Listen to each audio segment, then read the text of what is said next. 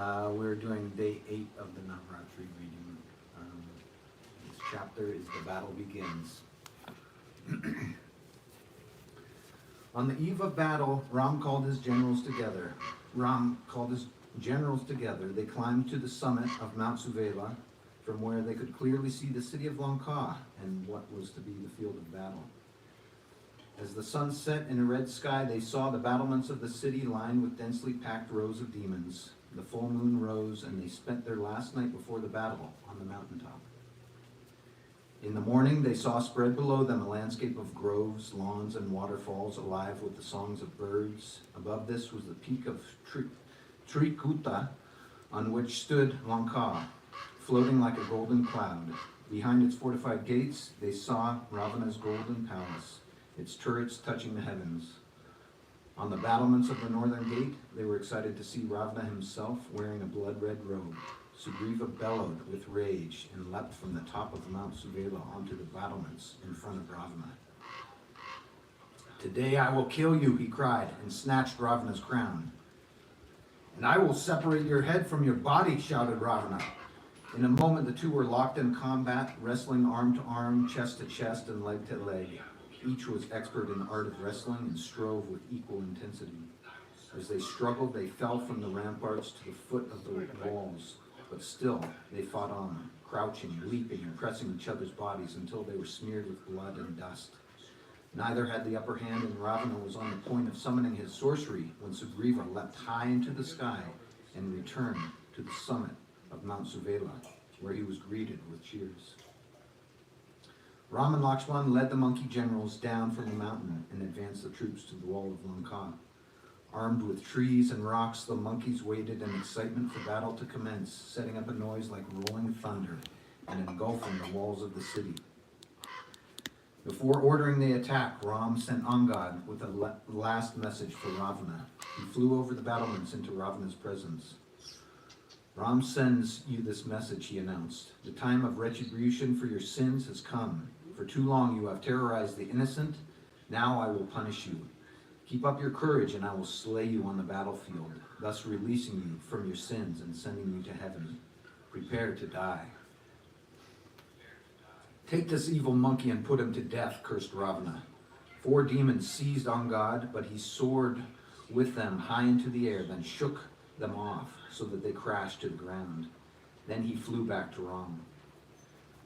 Standing before the walls of Lanka, Ram thought of Sita and ordered battle to begin. Hordes of monkeys began scaling the walls, smashing the defenses with the rocks and trees, and beating down the mighty gates. Waves of demons in dazzling golden armor rushed out eager to give battle.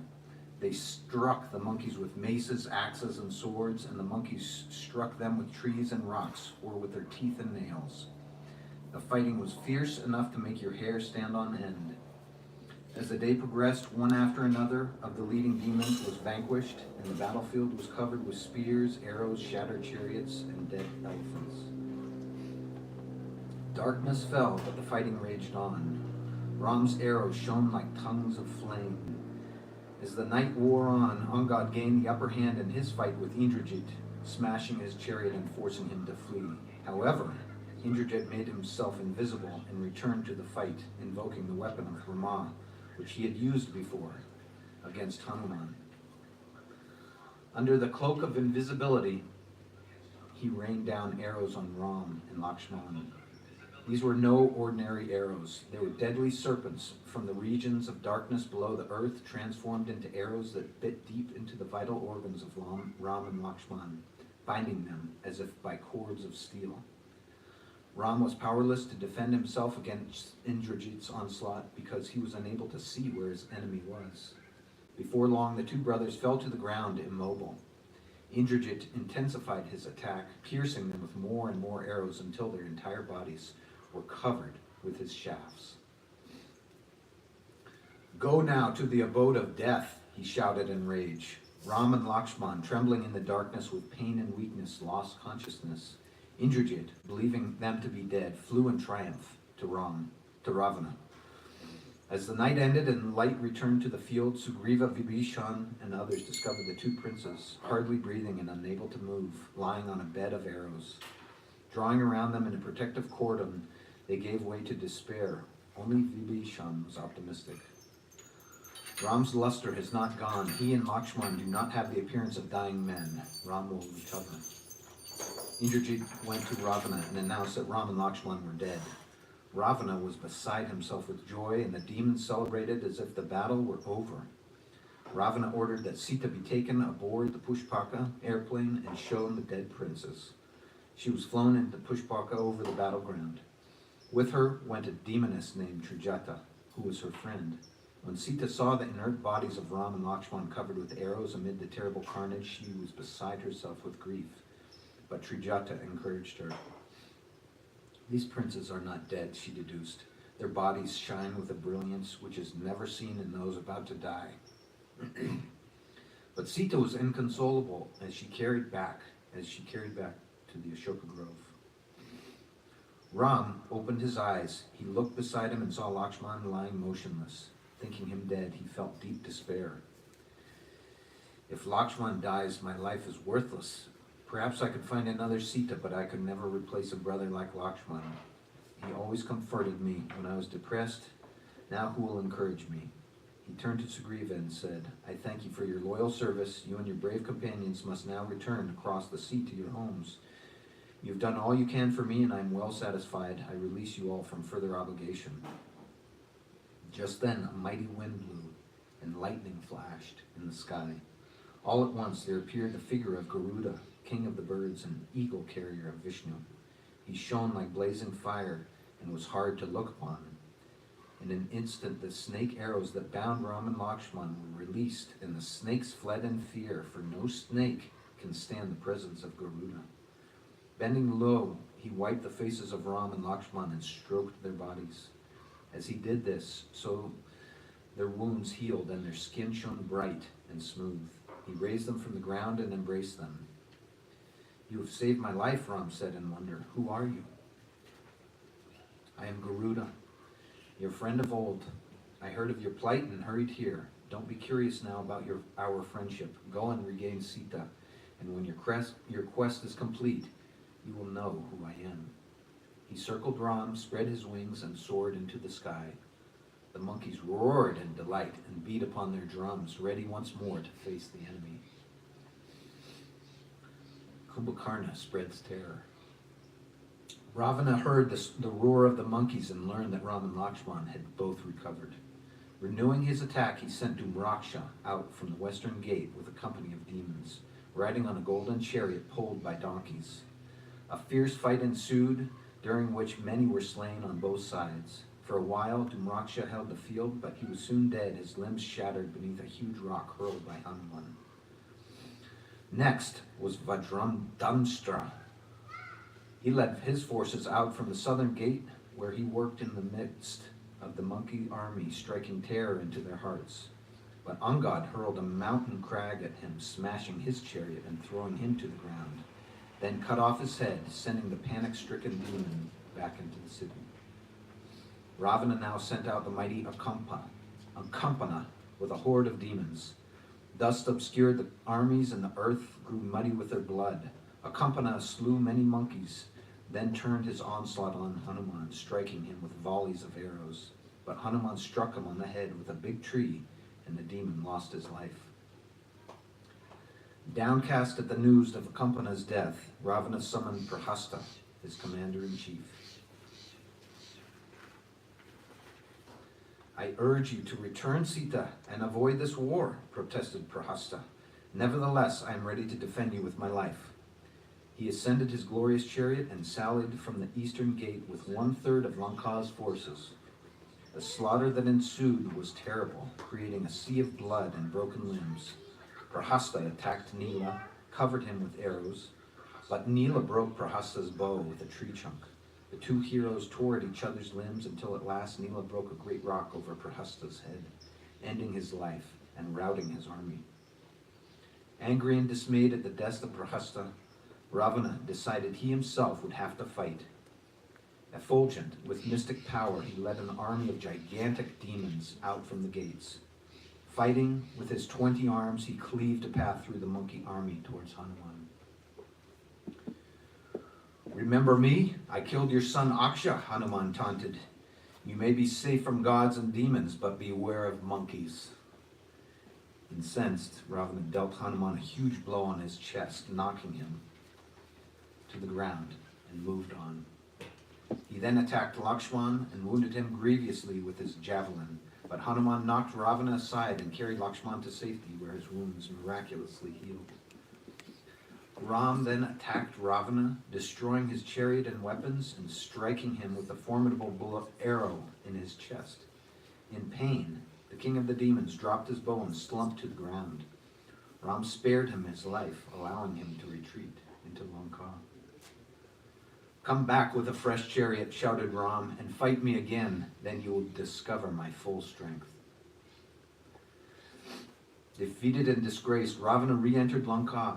He remembered Brahma's warning, beware of humans. He also remembered the curse of Vedavati, who foretold that she would come back as a woman in a future life and be the cause of his death. But he was not about to surrender. Wake Kumbhakarna, he ordered. Kumbhakarna, the brother of Ravana, was a monster who fed on flesh. Long ago, when he was born, he started eating all living beings at a frightening speed. To save them, Brahma put him to sleep, allowing him to wake only for 1 day every 6 months. Ravana now ordered him to be awakened, although he had slept for only 9 days. Rakshasas descended into his underground mansion of gold, where his enormous form lay buried in sleep. They sounded bells and drums, but he did not stir. They struck him with clubs and trampled on him, but still he slept soundly. Finally, they brought hundreds of elephants to walk all over him, and at last he stirred. He yawned and stretched, calling for food, and they fed him on deer, buffalo, and pigs with vats of blood and wine. Why have I been woken, he growled. What dangers face Lanka? The city is besieged. Ram has put Ravana to flight, leaving him only with his life. I shall conquer him and drink his blood, roared the monster. Leaping from his bed, he washed his face and called for more drink. After drinking hundreds more barrels of wine, he made his way, full of excitement, to his brother's palace. When he learned from Ravana the full extent of his troubles, he laughed. Did I not warn you, brother, that you were foolish to keep Sita? Now you are reaping the rewards of your sinfulness and pride, he chided. But never fear, I will put your enemies to flight and devour Ram. Ravana gave him a golden coat of mail and a huge golden pike. Maddened with the smell of blood, he strove into battle, surrounded by an army of giant Rakshasas. When the monkeys saw the colossal figure of Kumbhakarna step over Lanka's lofty battlements and advance toward them, they fled in terror. With great difficulty, Angad and Sugriva rallied them for the fight. Waves of monkeys attacked from all sides, hurling trees, rocks, and mountain peaks at them. But the monster felt no discomfort. He plowed into their ranks, tossing them aside, trampling them underfoot, crushing them in his arms, 10 or 20 at a time, and greedily thrusting them into his mouth until he was covered with their blood and gore. Hanuman was the first to halt his progress. He struck him with a mountain peak so violently that the monster stumbled. But Kumbhakarna thrust his pike deep into Hanuman's chest, forcing him to retire, vomiting blood. Thousands of monkeys jumped on the demon and climbed all over him, biting and scratching, but he threw them off or pushed them into his gaping mouth. Angad and Sugriva each attacked him with mountain peaks, and Hanuman broke his pike. Lakshman attacked him with arrows piercing deep into his chest and hurting him severely. But Kumbhakarna wanted to fight Ram. Finding Ram, he rushed at him in fury. Ram shot an arrow into his breast, making him bleed profusely. In delirium, he ran amok, devouring all in his path, whether monkey, demon, or bear. Here I am, shouted Ram, ready to kill you. Laughing insanely, Kumbhakarna charged again at Ram, brandishing an iron club in his right hand. Ram released an arrow powered by the wind god, which severed Kumbhakarna's right arm. The demon lifted a tree in his other arm, but Ram severed that too with another arrow, and with 2 more he cut off his feet. Still he advanced, flying through the air with his horrific mouth open like a gateway to hell. Ram took a golden arrow encrusted with diamonds and sent it blazing through the air. It tore off the demon's head and mercifully brought an end to Kumbhakarna's reign of terror. The earth shook, celestials gathered in the sky to applaud, and the monkeys went wild with joy. The fall of Indrajit. The news of his brother's death came as a terrible blow to Ravana. Now he realized he had been wrong not to listen to Vibhishan's advice. Seeing his despair, his sons rallied around him. "You can still defeat Ram," they assured him. "We will kill him ourselves." Ravana felt his old enthusiasm return. His sons were, after all, powerful fighters who could fly through the air and knew the magic arts. Together, 4 of them went out. They were met by fierce fighting, and soon the ground was covered with the blood of the contestants. One by one, Ravana's sons were slain by the fury of the monkey chiefs. Last to go was Atikaya, equal in might to Ravana. As he went forth in his chariot, brilliant as 1,000 suns, the monkeys thought he was Kumbhakarna himself come back to life. Lakshman challenged him, but he laughed. "You are a mere boy. I advise you to leave unless you want to die." Lakshman, however, was more than a match for him. Atikaya was protected by Brahma, so only a weapon powered by Brahma could kill him. Lakshman knew this and invoked Brahma's blessing on his arrow, which cut off Atikaya's head. With all his sons save Indrajit killed in battle, Ravana at last recognized his opponent as Vishnu himself, from whom there could be no defense. But Indrajit would not allow him to give up the fight.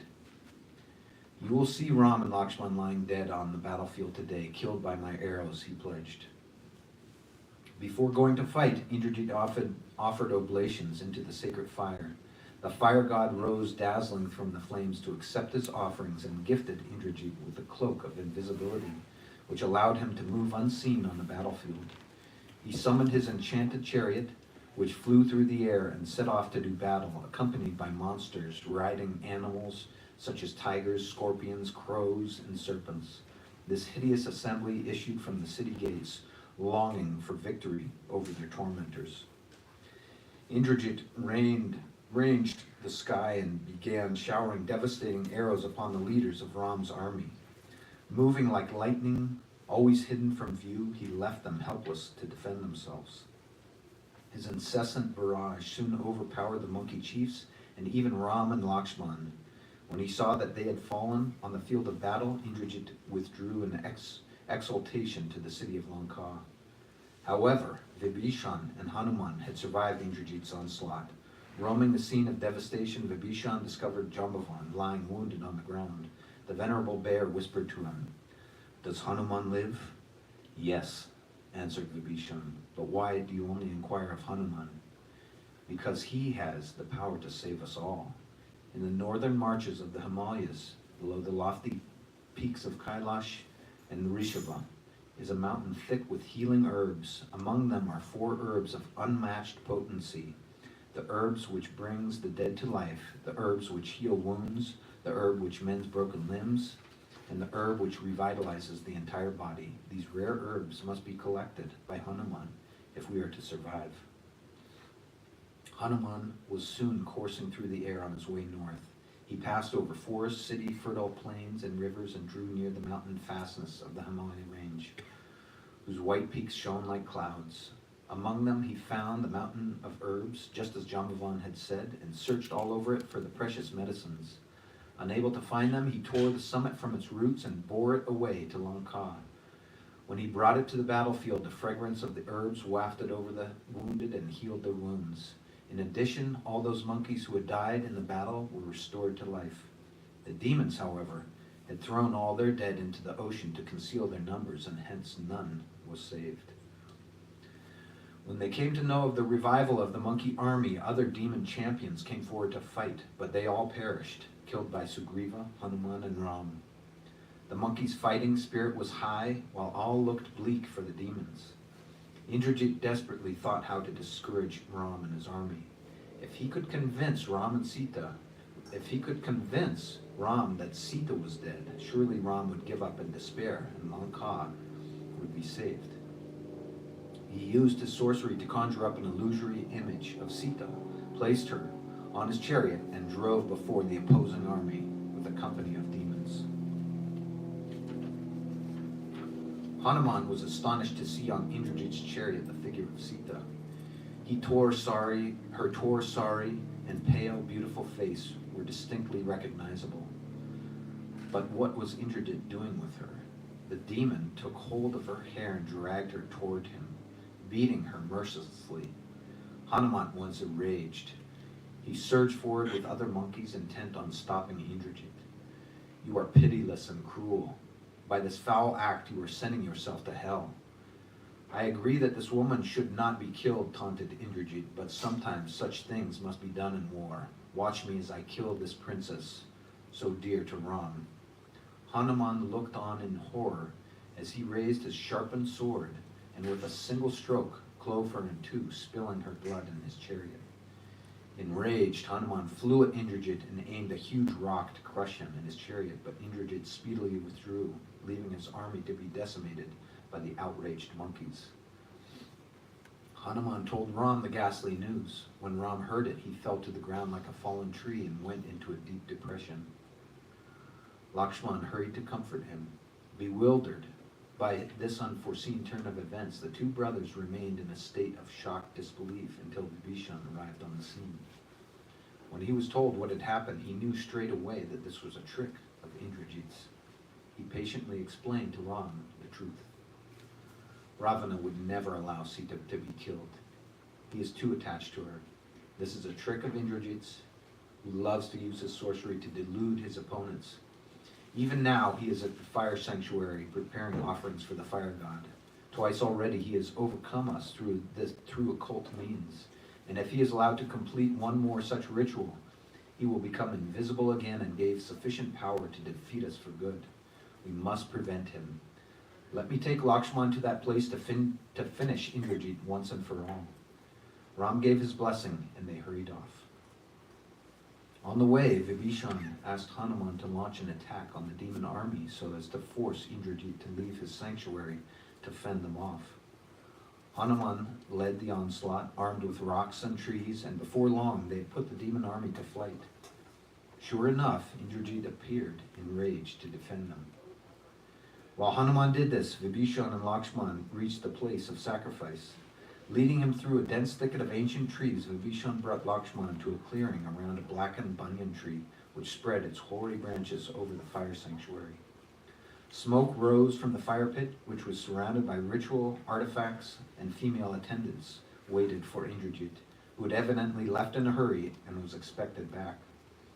Suddenly, Indrajit appeared, alerted by his aides of their presence in his inmost sanctuary. Deeply angered, he turned upon Vibhishan. "You are Ravana's brother and my uncle, yet you have become our enemy, and now you have betrayed my secret. I despise you for this.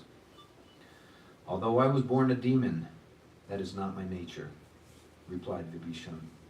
"I have chosen a different path, driven away by the sinfulness of my family." Indrajit turned with contempt to Lakshman.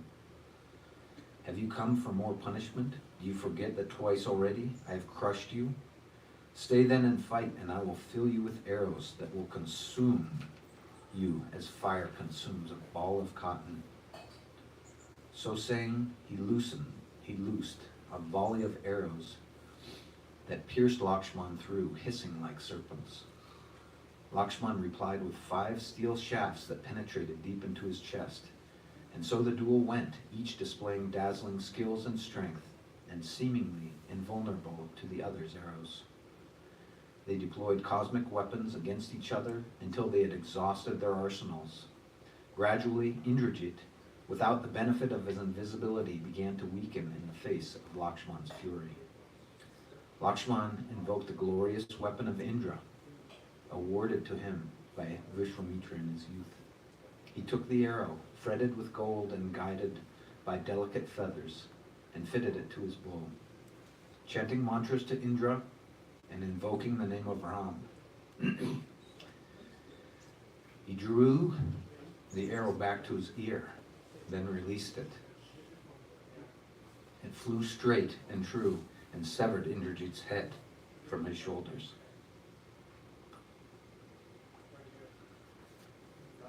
The gods, watching from the sky, showered flowers on Lakshman and praised his deed. Ram hugged him close, soothing his injured limbs and ridding him of all his pain. With the help of the healing herbs, he soon recovered from this ordeal. They all looked forward to the final showdown with Ravana. And that concludes tonight's reading. Hope that you all join us tomorrow night. Thank you.